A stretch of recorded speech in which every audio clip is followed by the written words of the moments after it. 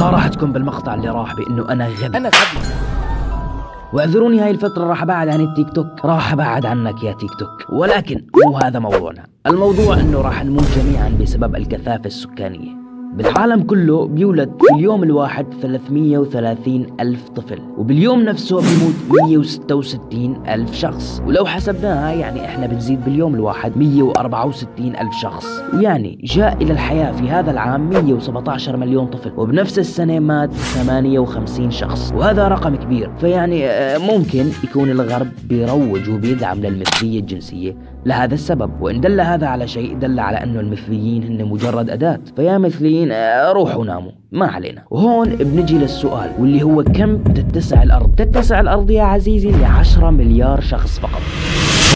والتسلسل بيحكي انه سنة 1951 كنا فقط 2 مليار ونص، واستمر النمو السكاني للسنة الحالية ووصل ل8 مليارات. يعني رغم الحرب العالمية الأولى اللي حصدت 22 مليون إنسان، والحرب العالمية الثانية اللي حصدت 50 مليون إنسان وإنسانة، والله أنه لغتي العربية نار، أي شيء يضيف لنون النسوة بصير أنثى، يعني بناء لعبة مغباني. نرجع للموضوع، وعدد الجوائح والفيروسات والأمراض وإلى آخره، ورغم هذا كله الإنجاب أكثر من الوفيات بكثير. طيب ليش؟ شو السبب؟ الانهيار السكاني يا عزيزي القصة مو قصة وسع أرض، القصة قصة موارد، يعني مياه وطعام وتدفئة ونفط. انظر معي يا عزيزي، من عام 2010 إلى عام 2022 زدنا 2 مليار إنسان تقريبا، وبحسب توقع الخبراء إنه بعد 15 سنة راح نزيد 2 مليار، يعني راح نصير 10 مليارات، وهذه كارثة. ولكن العالم من الآن مشغول بحل هذه المشكلة قبل أن تقع، ومن هون انطلقت جمعيات توقيف الإنجاب. وعلى فكرة ما في أي مشكلة، في عنا قطب جنوبي وقطب شمالي وصحراء،